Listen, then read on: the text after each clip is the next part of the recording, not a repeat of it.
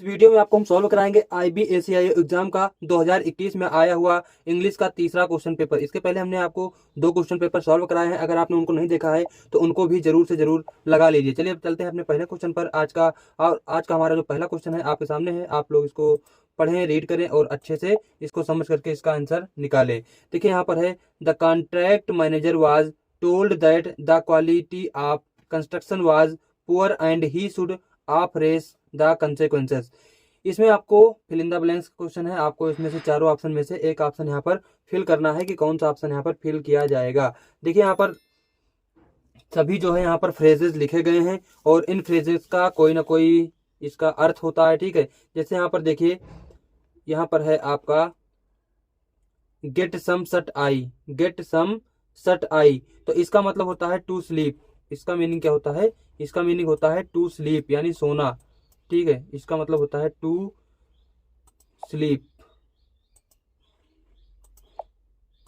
इसका मतलब होता है टू स्लीप यानी कि सोना। ठीक है, और दूसरा है गेट हिज एक्ट टुगेदर।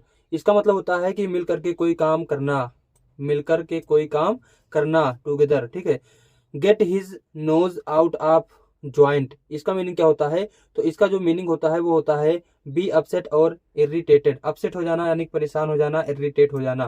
ठीक है, तो यहाँ पर जो इसका करेक्ट आंसर होना चाहिए वो क्या होगा? इसका करेक्ट आंसर होगा ऑप्शन नंबर कौन सा?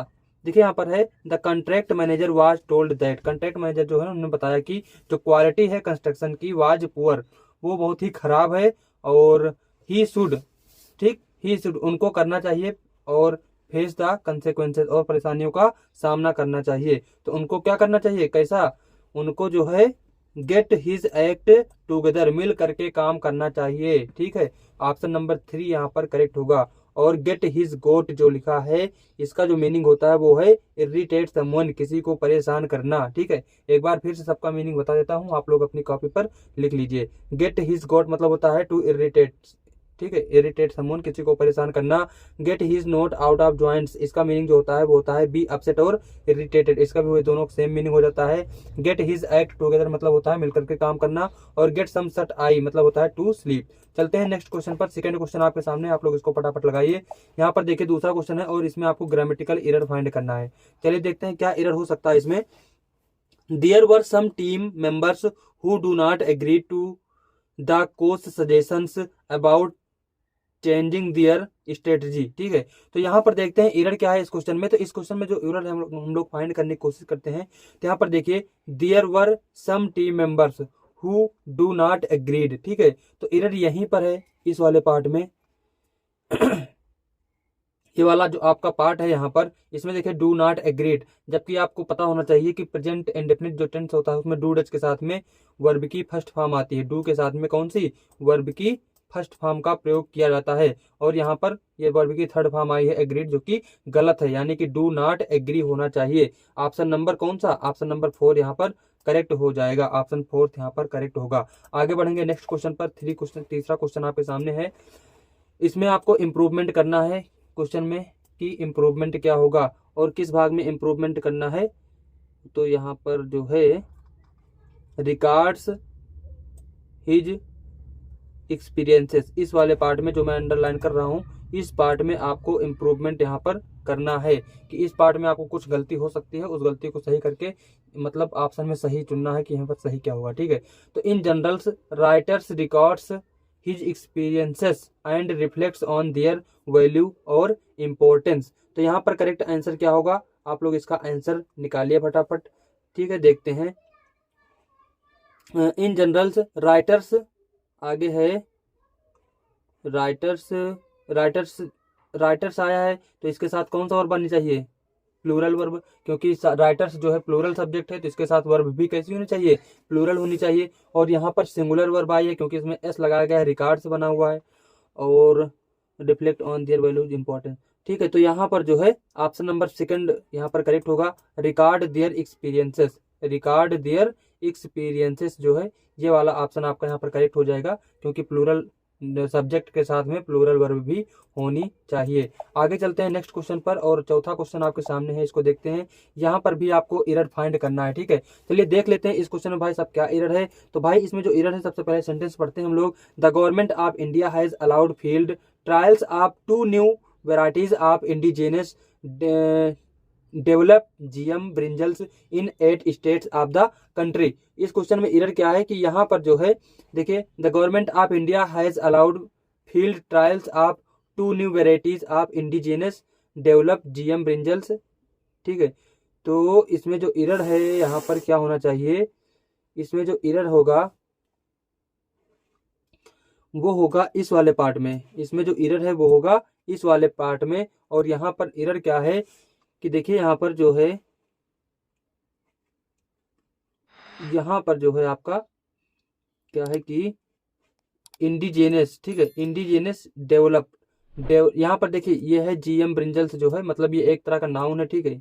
ये क्या हो गया, नाउन हो गया। और आप सभी को पता है कि हम लोग नाउन से पहले एडजेक्टिव, यहाँ पर देख लीजिए, सबसे पहले नाउन आता है, उसके बाद क्या आता है, उससे पहले एडजेक्ट, अगर लगाना है एडजेक्टिव तो एडजेक्टिव उससे पहले लगाते हैं।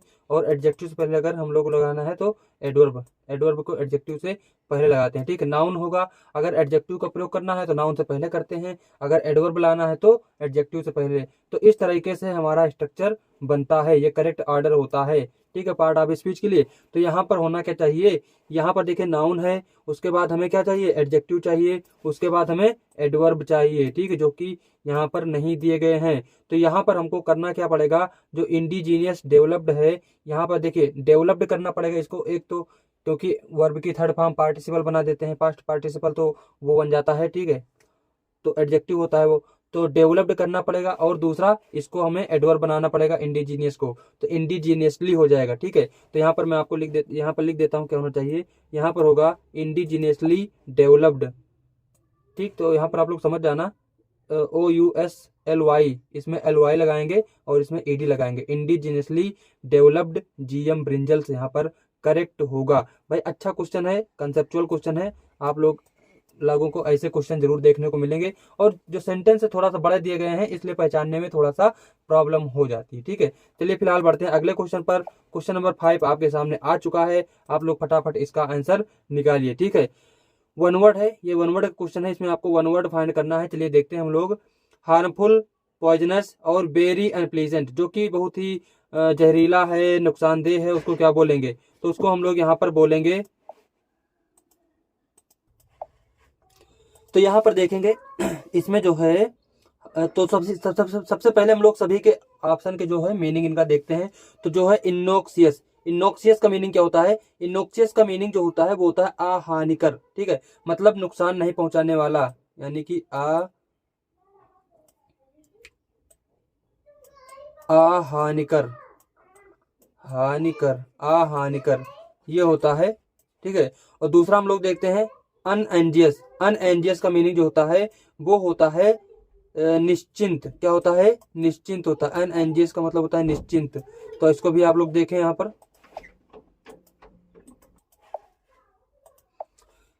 क्या हो जाएगा इसका, तो निश्चिंत, यहाँ पर लिखने में थोड़ा सा प्रॉब्लम हो जाती है, आप लोग लिख लीजिएगा निश्चिंत, ठीक है। और तीसरा है नॉक्सियस, नॉक्सियस का मतलब होता है हानिकारक। और चौथा है पल्पेबल, पल्पेबल का मतलब होता है स्पर्शनीय, जिसको स्पर्श किया जा सके, ठीक है। तो यहाँ पर जो है हमारा करेक्ट आंसर क्या होना चाहिए, आप लोगों को पता चल गया होगा, यहाँ पर होना चाहिए नॉक्सियस, नॉक्सियस मतलब होता है हानिकारक, और यही आपका इसमें करेक्ट वन वर्ड बनेगा। और दोस्तों अगर आपको वन वर्ड के और बहुत सारे प्रैक्टिस करना है तो आप लोग प्लेलिस्ट में जरूर चले जाइए, वहां पर आपको एसएससी के प्रीवियस ईयर में आए हुए one word substitution, idioms, common error, sentence improvement, हर तरह के प्लेलिस्ट आपको मिल जाएगी। आप उन्हीं क्वेश्चन को बार बार प्रैक्टिस करें, वही सब आपके एग्जाम में दोबारा, आपके IB वाले एग्जाम में भी पूछा जाएगा। तो यही सब आप लोग पढ़ते रहिए, यही सब आएगा, वहां पर जाके प्लेलिस्ट एक बार आप लोग जरूर देख लीजिएगा। और वीडियो अगर अच्छा लग रहा है तो प्लीज लाइक जरूर कीजिएगा। चलिए देखते हैं, क्वेश्चन नंबर 6 आपके सामने आ चुका है, और ये है ईडियम का क्वेश्चन। इसमें आपको ईडियम फाइंड करना है। Idle hands are the devil's tool, ठीक है, idle hands are the devil's tool, इस ईडियम का आपको यहाँ पर बताना है मीनिंग। चलिए देखते हैं क्या होना चाहिए। तो वैसे तो पहले तो इस ईडियम का मतलब क्या होता है, इस ईडियम का जो मतलब होता है वो होता है a bold person is more likely to find mischief, यानी कि जो उबा हुआ व्यक्ति होता है, उबे हुए व्यक्ति को शरारतें अधिक आती हैं। ठीक है, जो व्यक्ति किसी चीज से उब चुका होता है उसको शरारतें अधिक आती हैं। तो यहाँ पर हम लोग देखते हैं, पहला ऑप्शन है आपके सामने अनकंफर्टेबल और वरीड इन ए सिचुएशन। दूसरा है you are more likely to get in trouble if you have nothing to do. Third option है when one thing goes wrong then another and another. और फोर्थ ऑप्शन है before the time necessary to do something. तो यहाँ पर होना क्या चाहिए, यहाँ पर जो है आपका जो करेक्ट आंसर होगा वो होगा when one thing goes wrong then another and another. जब कोई एक चीज खराब होती है तो दोबारा बार बार खराब होती रहती है। ठीक है, तो ऑप्शन नंबर थर्ड इसका जो है करेक्ट हो जाएगा। और इसका जो मीनिंग होता है, a bored person is more likely to find mischief. ठीक है, तो ये वाला इसका करेक्ट आंसर हो जाएगा, ये वाला इसका करेक्ट मीनिंग यहाँ पर ऑप्शन के हिसाब से ये वाली मीनिंग इसकी करेक्ट होगी। ठीक है, चलते हैं नेक्स्ट क्वेश्चन पर भाई। क्वेश्चन नंबर 7 आपके सामने आ चुका है, इसको देखेंगे फटाफट। आपको यहाँ पर एंटोनिम फाइंड करना है, चलिए देख लेते हैं। यहाँ पर है अपैथेटिक। अपैथेटिक का आपको बताना है एंटोनिम। तो अपैथेटिक का मीनिंग क्या होता है, इसका मीनिंग होता है उदासीन। क्या होता है, उदासीन। ठीक है, उदासीन होता है अपैथेटिक का मतलब। ठीक, तो यहाँ पर हम लोग देखते हैं ईगर, अनमूव्ड, पैसिव, इम्पैसिव। ठीक है, तो यहाँ पर इसका करेक्ट आंसर क्या हो जाएगा, बहुत ही आसान है, सिंपल सा, ईगर इसका जो है करेक्ट आंसर हो जाएगा, उत्सुक होना। ठीक है, तो अपैथेटिक का उल्टा क्या हो जाएगा, ईगर हो जाएगा। बहुत ही आसान है और सभी इसमें ऑप्शन जो है आसान ही दिए गए हैं। आगे बढ़ेंगे नेक्स्ट क्वेश्चन पर। क्वेश्चन नंबर 8 आपके सामने आ चुका है, इसका आंसर निकालने की कोशिश करेंगे। ईडियम है आपके सामने, चलिए देखते हैं। Hit the nail on the head. Hit the nail on the head, इसका मतलब क्या होता है, तो इसका मतलब होता है भाई, ये ईडियम होता है, इसका मतलब होता है सच्चाई बता देना, किसी चीज की सच्चाई को एकदम से बता देना। तो यहाँ पर जो है देखेंगे तो when you already have it good and get something on top of what you already have, raise controversy, to have a dispute with someone, do something exactly right, to say something exactly right। ठीक है, और say something, यहाँ पर option number 4 आपका correct होगा, do something exactly right, कोई चीज एकदम सही करना या फिर कोई चीज एकदम सही कहना। तो यहाँ पर है मतलब कि इसका मीनिंग होता है सच्चाई बता देना। ठीक, साफ साफ बोल देना। ऑप्शन नंबर 4 यहाँ पर आपका करेक्ट हो जाएगा, बिल्कुल करेक्ट होगा यहाँ पर। चलेंगे नेक्स्ट क्वेश्चन पर। क्वेश्चन नंबर 9 आपके सामने आया है। क्वेश्चन नंबर 9 को देखिए, द नेशनल डेप्ट at an alarming rate thereby causing concern among economists. ठीक है, तो यहाँ पर हम लोग देखेंगे द नेशनल डेप्ट एट एन अलार्मिंग रेट। तो यहाँ पर जो है होना क्या चाहिए, आपको भरना है। तो इसमें हैड बीन ग्रोन है, हैज टू बी ग्रोविंग है, हैज बीन ग्रोविंग है, क्या होना चाहिए, तो यहाँ पर an alarming rate thereby causing concern among economists. तो द नेशनल डेप्ट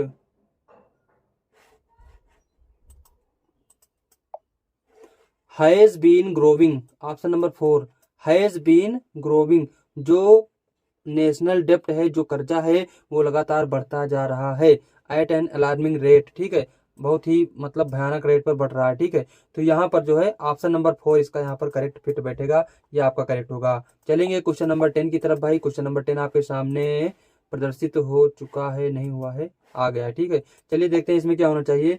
तो एंटोनिम फाइंड करना आपको इस क्वेश्चन में। एंटोनिम देखते हैं हम लोग भाई। क्लैंडस्टाइन अच्छा वर्ड है, एसएससी में खूब पूछा जाता है भर भर के।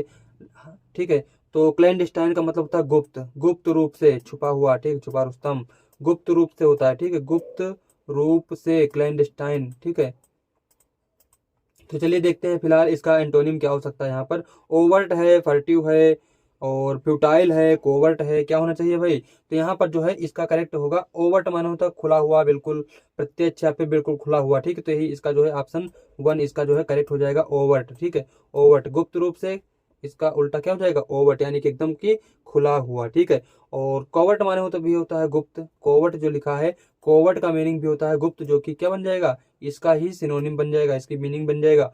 और फ्यूटाइल मतलब होता है व्यर्थ में, और फर्टिव का मतलब होता है गुप्त।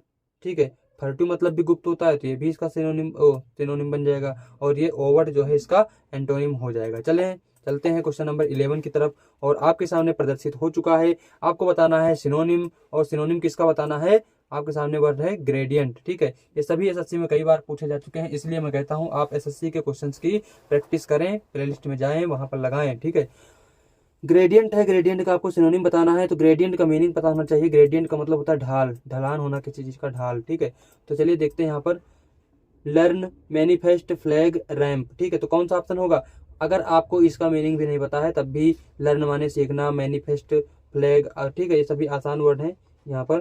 तो मैनिफेस्ट माने वही घोषणा पत्र जो सरकारें घोषणा करती हैं, फ्लैग माने झंडा होता है, आपको पता है, तब भी आप इसका ऑप्शन कर सकते हैं। ग्रेडियंट का अपोजिट क्या हो सकता है? वो हो सकता है रैंप यानी कि ढाल। इसका भी सिनोनिम बताना है ना, रैंप का मीनिंग होता है ढाल। ठीक, रैंप का मीनिंग होता है ढाल, तो यही इसका सिनोनिम होगा। बाकी सब वर्ड अलग हैं और आसान भी हैं। ठीक है, आपको समझ में आ गए होंगे। आगे बढ़ेंगे, 12th क्वेश्चन है। इसमें देखेंगे करेक्ट स्पेलिंग आपको फाइंड करना है इसकी जो है, तो इसमें तो ज़्यादा टाइम नहीं गंवाना है, आप लोग वीडियो पॉज करके इसका करेक्ट स्पेलिंग कर सकते हैं। फिलहाल हम लोग यहाँ पर देखते हैं मैग्नेनिमस। ठीक है, तो यहाँ पर जो है MAG, तो सब में है MAG, फिर NA होना चाहिए, मैग्ना, फिर NI। ऑप्शन नंबर सेकंड आपका करेक्ट होगा। ठीक है, ऑप्शन नंबर सेकंड यहाँ पर इसका बिल्कुल करेक्ट हो जाएगा। और मैग्नेनिमस मतलब क्या होता है? इसका मतलब होता है उदार, जनरल। ठीक है, जनरस, उदार या फिर जनरस। ठीक है, या फिर दयालु कह सकते हैं, ये हो जाएगा इसका करेक्ट मीनिंग। ठीक है, तो मैग्नेनिमस ये है आपका करेक्ट स्पेलिंग, यहाँ पर देख लीजिएगा इसको। चलेंगे आगे नेक्स्ट क्वेश्चन पर। क्वेश्चन नंबर 13 आपके सामने प्रदर्शित हो चुका है। यहाँ पर आपको ग्रामेटिकल एरर फाइंड करना है, कोई एरर क्वेश्चन में आपको फाइंड करना है। I knew that something was amiss in the plan submitted by the supplier. ये भी अच्छा क्वेश्चन है भाई, देखते हैं यहाँ पर कौन कर पाता है। आप लोग कमेंट करेंगे, ठीक है, कमेंट करके बताइएगा। मेरे आंसर बताने से पहले आपने कर लिया था। ठीक है, और वीडियो को पॉज करके इसका आंसर निकालने की कोशिश करें। चलिए देखते हैं यहाँ पर।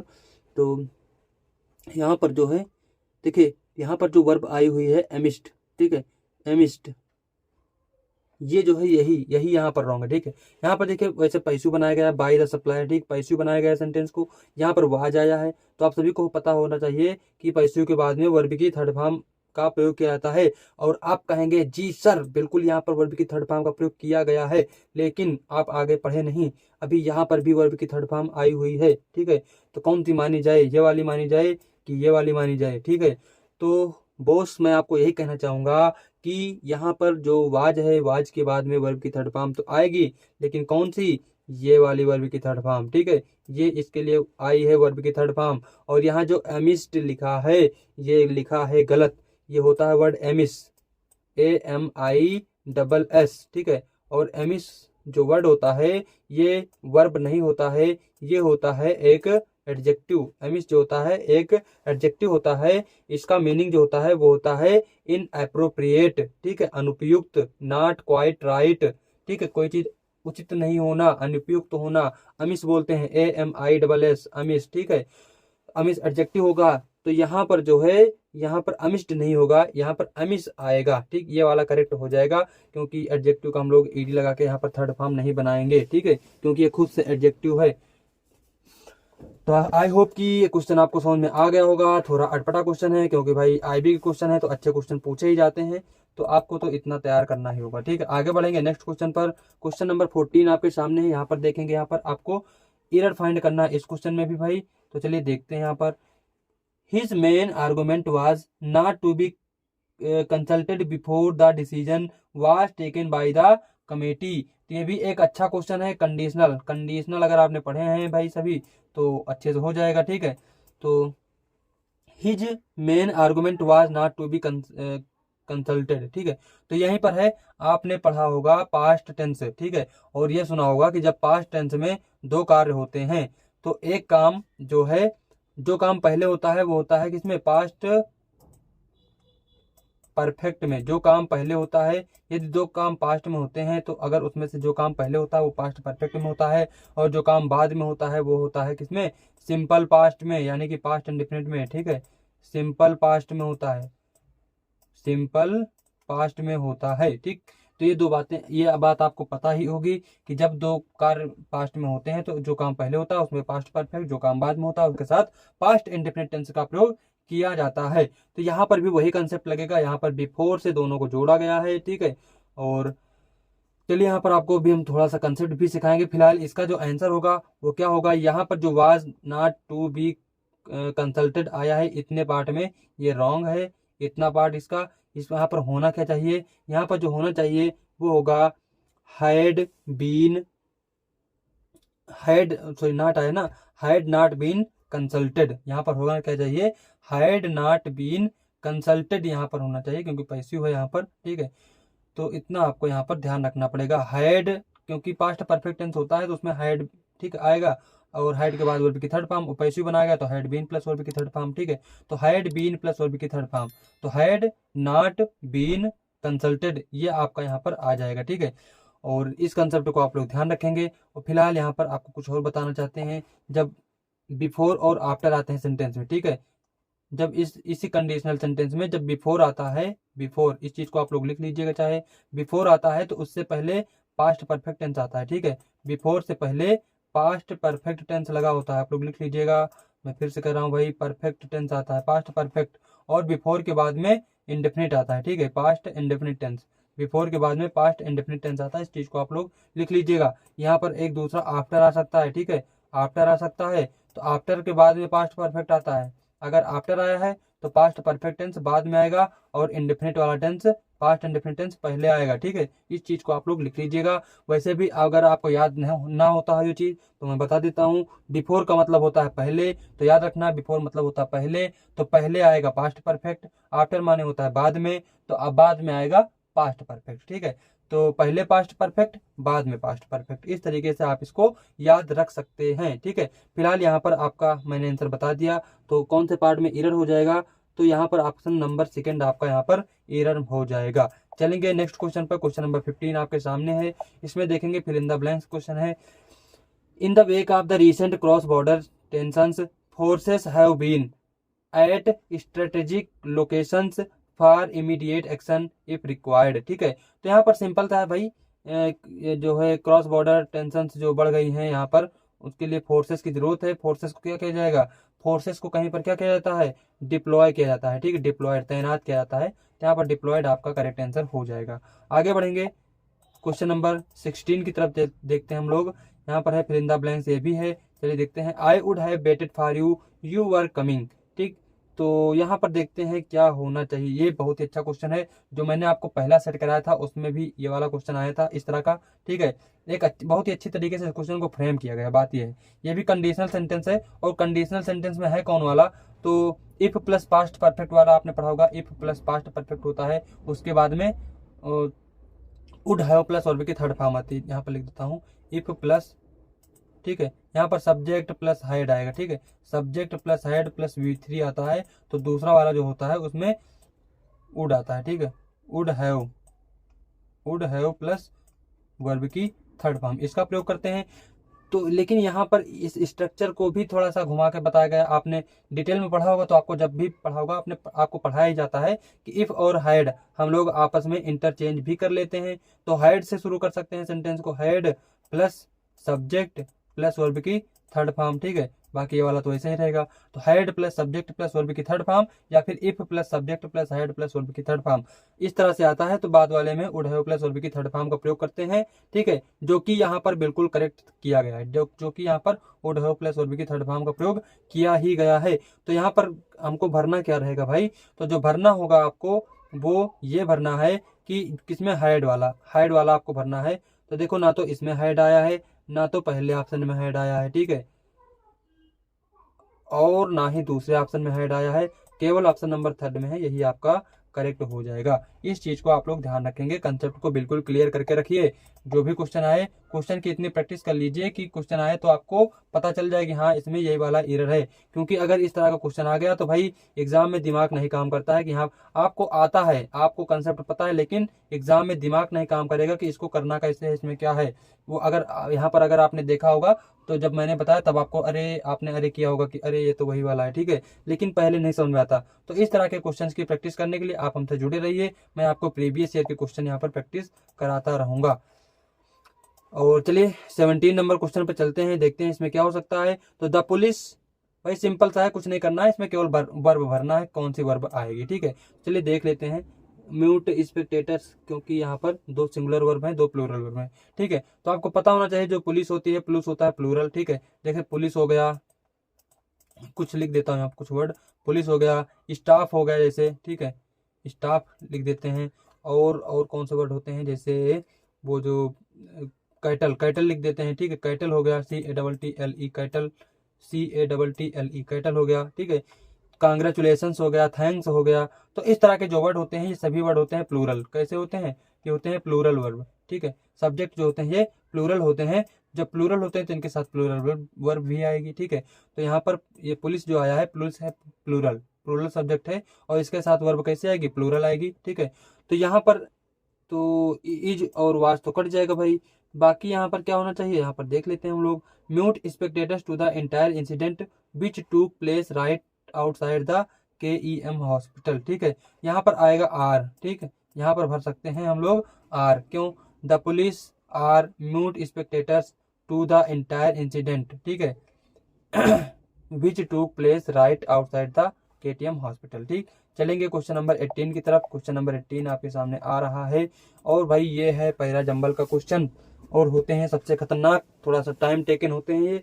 ठीक है, तो टाइम दे करके इन क्वेश्चंस को आप लोग लगाएंगे। ठीक है, फिलहाल यहाँ पर हम लोग, और ये आपको थोड़ा सा छोटा दिख रहा होगा। ठीक है, तो आप लोग इसको स्क्रीनशॉट ले करके जूम करके आप लोग इसको पढ़ सकते हैं अगर ना समझ में आ रहा हो, बाकी उतना भी छोटा नहीं कि ना समझ में आए। ठीक है, देखते हैं यहाँ पर, जोसेफ स्टालिन वाज बर्न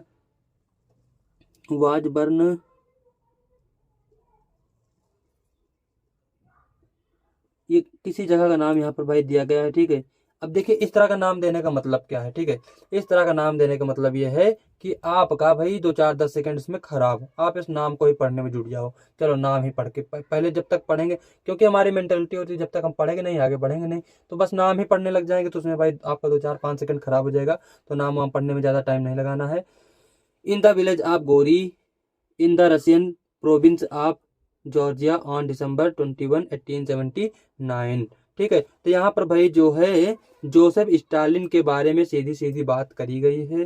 ठीक है, और यहाँ पर आप आगे पढ़ेंगे तो यहाँ पर आप देखिए, इट वाज सी, या वह थी, हु डायरेक्टेड हिज एजुकेशन। अब यहाँ पर सी किसके लिए आया है, हिज किसके लिए आया है, हिज तो मान लो जोसेफ स्टालिन के लिए आ गया है, लेकिन सी किसके लिए आया है ये नहीं बताया गया है। ठीक है, तो यहाँ पर हम पी को प्रायोरिटी नहीं देंगे, और वैसे भी पी से कोई सेंटेंस शुरू भी नहीं हुआ है। एस, देखिए ऑप्शन में देखिए तो एस से शुरू हुआ है, तो एस से ही हमारा सेंटेंस शुरू करेंगे हम लोग। His father was a shoemaker with a penchant for drunken who left Gori when Stalin was young to seek employment in the city of टिफिल्स। ठीक है, तो यहाँ पर उनके पिताजी के बारे में बताया गया है, तो एस से ही सेंटेंस हमारा शुरू होगा, और एस के बाद में क्या आएगा ये हमें फाइंड करना है।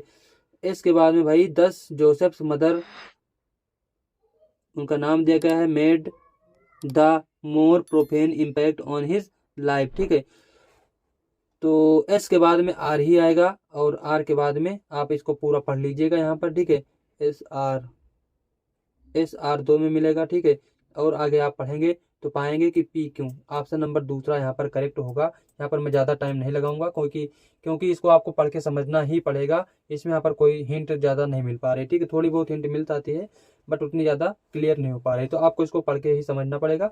आप लोग पढ़ के इसको अच्छे से समझ लीजिएगा। आगे बढ़ेंगे नेक्स्ट क्वेश्चन पर, और क्वेश्चन नंबर 19 आपके सामने आ चुका है, प्रदर्शित हो चुका है। इसमें आपको क्या करना है, आपको सिनोनिम फाइंड करना है दिए गए वर्ड का। ठीक है, तो यहाँ पर है वर्ड आपके सामने एक्यूमुलेट। एक्यूमुलेट वर्ड का आपको बताना है सिनोनिम। ठीक है, तो देखिए एक्यूमुलेट का मतलब होता है इकट्ठा करना। ठीक है, इकट्ठा करना, वही मिला, इकट्ठा करना। ठीक है, ठीक है, तो गैदर, स्कैटर, डिसेंबल, डिस्ट्रीब्यूट। ठीक, तो यहाँ पर देखिए गैदर मतलब होता है इकट्ठा होना, स्कैटर मतलब होता है छितराना, डिसेंबल मतलब ये भी असेंबल माने बटोरना, डिसेंबल माने बिखरा देना। ठीक है, और डिस्ट्रीब्यूट माने भी बांटना। ठीक, ये तीनों तो वैसे भी इसको एंटोनिम बन जाएंगे भाई। इकट्ठा करना है, तीनों बिखराने का काम कर रहे हैं, बिखरने का। ठीक है, इसके एंटोनिम बन जाएंगे, केवल एक ऑप्शन है गैदर, गैदर माने भी इकट्ठा होना, इकट्ठा करना, तो ये वाला ऑप्शन आपका इसका करेक्ट जो है सिनोनिम बन जाएगा।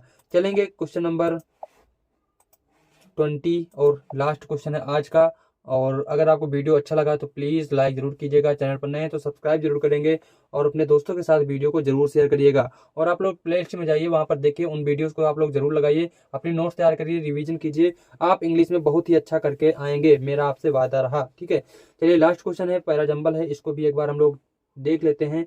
Regardless of the highly unstable, regardless of the highly unstable. ठीक है, अनस्टेबल के बाद में क्या हमको लगाना है, देखिए ऑप्शन पे जाइए, ऑप्शन में देखिए क्यों से स्टार्ट हुआ है, सभी ऑप्शन किससे हैं, क्यों से स्टार्ट हुए हैं, तो इसका मतलब क्यों आएगा। ठीक है, unstable nature of high risk and rewards. ठीक है, और mutual funds are still considered. देखिए यहाँ पर जो कंसीडर्ड आया हुआ है, कंसीडर्ड के साथ में यहाँ पर अगर आप आगे देखोगे तो एज, इसमें आया हुआ एज, तो कंसीडर्ड के साथ हमें हम लोग एज लगाते हैं। ठीक है, कंसीडर के साथ एज आता है। ठीक है, ये पेयर बन जाते हैं, कंसीडर एज। ठीक है, तो यहाँ पर भाई पी के बाद में आर होना चाहिए, सेंटेंस क्यों से तो स्टार्ट है, पी के बाद में आर होना चाहिए, यहाँ पर है पी के बाद में आर, अच्छा यहाँ भी है। ठीक है, पी के बाद में आर यहाँ भी है, और इसमें आर पी है, तो वाला तो नहीं होगा, इसमें ये भी नहीं होगा। ठीक है, तो ये दो ऑप्शन हमारे पास बच चुके हैं, और इसमें से हम लोग अगर खोजने की कोशिश करें तो क्यों कहा गया, nature of high risk and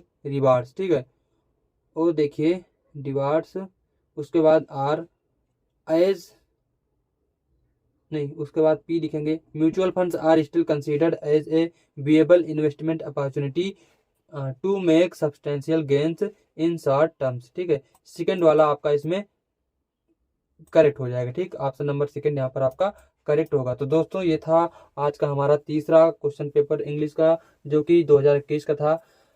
बाकी पेपर्स के लिए आप लोग हमारे साथ जरूर जुड़े रहिए। तो मिलते हैं नेक्स्ट वीडियो में, थैंक यू।